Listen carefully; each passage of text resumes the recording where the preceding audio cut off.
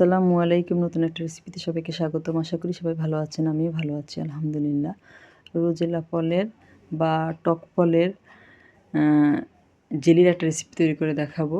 এখানে আমি ১ কেজি পরিমাণ রোজেলা ফলের এই যে বিচিটা ফেলে দিয়ে চামড়াটা নিয়ে নিব শুধু।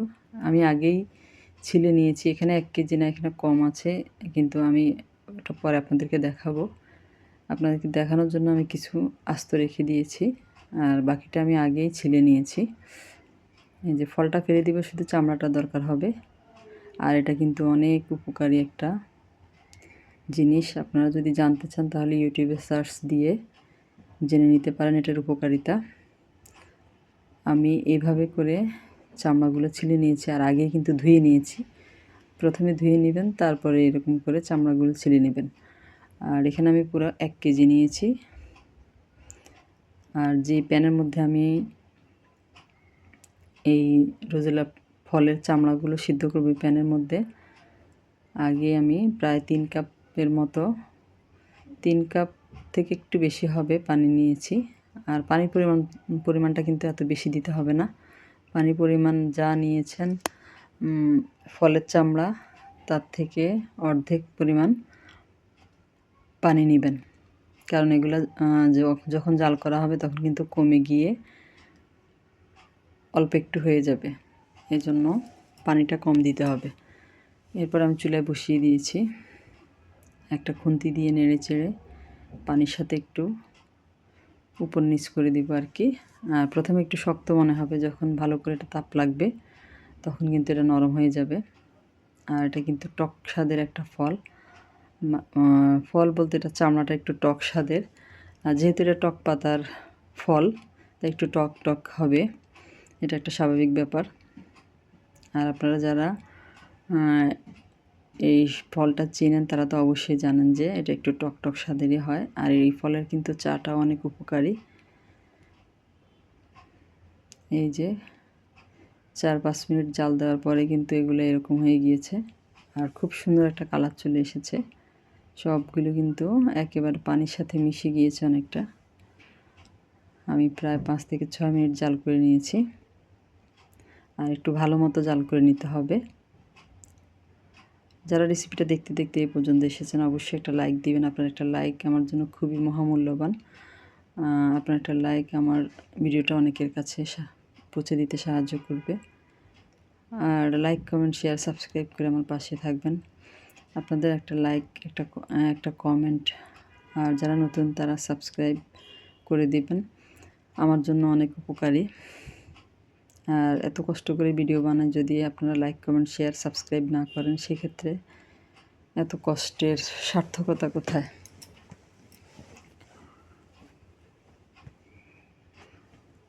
পাঁচ মিনিট জাল করার পরে এরকম হয়ে গিয়েছে। আমি আরও 3 মিনিটের মতো জাল করে নিয়েছি। জাল করে আমি এটা ঠান্ডা করে নিয়েছি। একটা বড় বোল নিয়ে নিয়েছি, তার উপরে একটা স্ট্রেনার দিয়ে দিলাম। এরপরে ঠান্ডা করা রোজেলা ফলের নির্যাসটুকু আমি এটার মধ্যে অর্ধেক ঢেলে দিয়েছি। ঢেলে দিয়ে চেলে নিব আমি। আর চেষ্টা করবেন একেবারে এরকম ছোট ছিদ্রযুক্ত ছাঁকনি দিয়ে ছেঁকে নেওয়ার জন্য, এতে করে এর একেবারে আসল যে নির্যাসটা সেটাই বের হবে, আর ওটা দিয়ে জেলি তৈরি করতে সুবিধা হবে। আর এটার কালারটা দেখতে অনেক বেশি ভালো লাগে, কালারটাই খুব সুন্দর। এইভাবে করে আমি পুরোটাই চেলে নিয়েছি। আর এই যে আমার এখানে প্রায় 3 কাপের মতো হয়েছে। আমি আর অবশ্যই যে নির্যাসটা বের করে নেবেন ওটা কাপ দিয়ে মেপে নেবেন, সেক্ষেত্রে আপনার চিনি দিতে সুবিধা হবে। আমি এটা একটা প্যানের মধ্যে ঢেলে নিয়েছি, আর কাপে মেপে আমি নিয়েছি এখানে 3 কাপের মতো হয়েছে। আর 3 কাপের সাথে আমি এখানে প্রায় 2.5 কাপ চিনি দিয়েছি। আর এটা একটু টক টক স্বাদের, এই জন্য জেলিটা খেতে অসম্ভব মজা লাগে। আপনারা বাসায় একবার হলো ট্রাই করে দেখবেন। আর এগুলো কিন্তু বাজারে অনেক বেশি পাওয়া যায়, এই রোজেলা ফল। এটা দিয়ে চাও তৈরি করে খাওয়া যায়, আমি আগেও বলেছি। আর এটা অনেক স্বাস্থ্যগুণে ভরপুর একটা ফল। এরপরে চিনি দিয়ে দিয়েছি। চিনি দিয়ে আমি চিনিটা খুব ভালো মতো এর সাথে মিশিয়ে নিয়েছি। আর চুলাটা কিন্তু আমি ধরিয়ে দিয়েছি। নেড়ে চেড়ে এটার কাছ থেকে কিন্তু সরা যাবে না, না হলে কিন্তু নিচে লেগে যেতে পারে। আর এটা অনেকটা এখনই জেলি টাইপের লাগছে, আপনারা দেখে বুঝতে পারছেন। নিচে লেগে গেলে কিন্তু এটা খেতে ভালো লাগবে না। নিচে কোনো অবস্থাতে নিচে লাগতে দেওয়া যাবে না।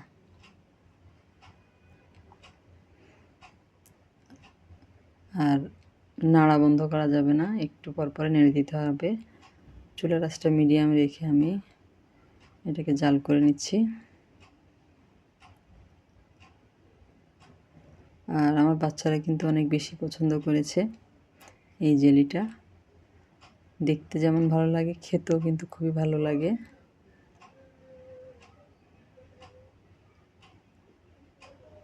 এইভাবে প্রথমে চিনি দিয়ে আমি 5 থেকে 6 মিনিটের মতো জাল করে নিয়েছি। অনেকটাই ঘন হয়ে গিয়েছে। এই পর্যায়ে আমি দিয়ে দিব agar agar powder. Agar agar powder আমি এখানে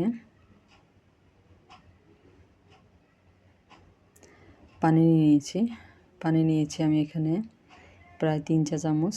আর আগার আগার পাউডার আমি দিয়েছি এখানে 3 চা চামচের মতো।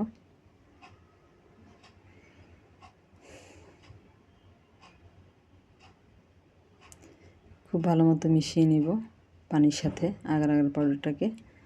এখানে 3 চা চামচ পানির সাথে 3 চা চামচ আগার আগার পাউডার দিয়েছি। দিয়ে এটা আমি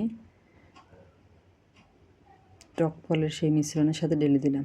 ঢেলে খুব ভালো মতো নেড়েচেড়ে মিশিয়ে নিতে হবে। আর আগার আগার পাউডারটা কিন্তু কোনো অবস্থাতেই এখানে এই জেলির সাথে মিশিয়ে নেওয়া ছাড়া দেওয়া যাবে না। আর এখানে আমি প্রায় হাফ কাপের মতো ভিনেগার দিয়ে দিব। আর ভিনেগার দিলে হবে কি, এটা অনেক দিন ভালো থাকবে, নষ্ট হবে না। মিশিয়ে নিলাম। আরও 5 থেকে 6 মিনিটের মতো আমি এটা জাল করে নিব। ভিনেগারটা আমি দিয়ে দিয়েছি।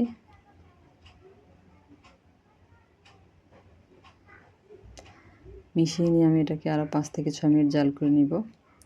অর্থাৎ চিনি দেওয়ার পরে এটা আমি আরও প্রায় 15 থেকে 20 মিনিটের মতো জাল করে নিয়েছি। আর এটা কিন্তু অনেকটাই ঘন হয়ে গিয়েছে। আগার আগার পাউডার দেওয়ার কারণে এটা খুব সুন্দর একটা জেলির টাইপ চলে আসবে।